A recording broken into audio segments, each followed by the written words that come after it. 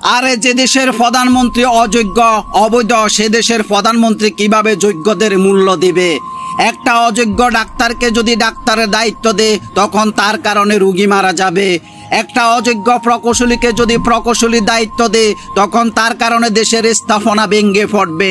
একটা অযোগ্য শিক্ষককে যদি শিক্ষকতার দায়িত্ব দেয় তখন তার কারণে দেশের শিক্ষা ব্যবস্থা নষ্ট হয়ে যাবে। প্রধানমন্ত্রী কি তা বুঝে না?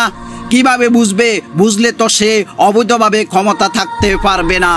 আমি মনে করি সব ধরনের কোটা বাদ দিয়ে মেধার বিচার করা উচিত।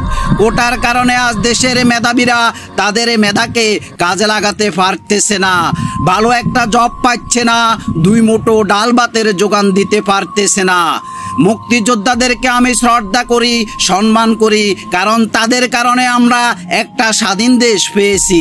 তাই বলে তাদের সন্তান সন্ততিরা অযোগ্য হলেও তাদেরকে কোটাভিত্তিক চাকরি দেওয়া হবে, এটা কোন ধরনের আইন? আমি মানি না, মানব না এ ধরনের আইন। তাই এই ধরনের আইন বাতিল করে দেশের মেধাকে কাজে লাগান, তাহলে দেশ আগের চেয়ে আরও এক ধাপ এগিয়ে যাবে ইনশাআল্লাহ। এদিকে কোটা প্রথা নিয়ে আন্দোলন করতে গিয়ে আমার যে শিক্ষার্থী ভাই আবু সাইদকে শ্যুট করা হয়েছে, সে জীবন দিয়ে প্রমাণ করে দিয়েছে যে বীর পুরুষের মতো বেঁচে থাকো, কাপুরুষের মতো নয়।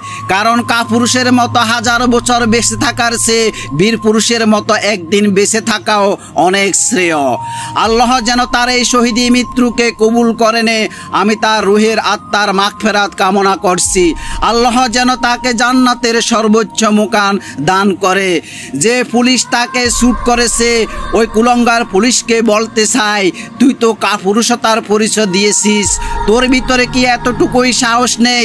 যদি এতটুকুই সাহস থাকতো তাহলে আন্দোলনকারী সবাইকে একসাথে শ্যুট করে দিতি, তাহলে তোর সাহসিকতার পরিচয় হতো। কই সে সাহসিকতা তো দেখাতে পারিস নাই।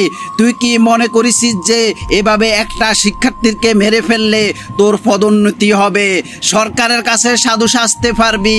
আরে না, যতই সাধু সাজিস না কেন তোকে একদিন সাইদ ভাইয়ের মতো এভাবে বুলেটের আঘাতে মরতে হবে, তার চেয়ে দ্বিগুণ কষ্ট পেয়ে তোকে মরতে হবে।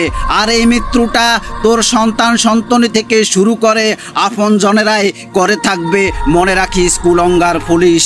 তাছাড়া তোর উপরে তার মা বাপের একটা আত্মার অভিশাপ তো থাকবে, সেই অভিশাপেও হয়তো ধ্বংস হয়ে যাবি তুই। আমি তোকে আরও খারাপ ভাষা দিয়ে বলতে পারতাম, বাট ইউটিউব কমিউনিটি গাইডলাইন্সের কারণে ল্যাঙ্গুয়েজগুলো আর খারাপ করতে পারি নাই।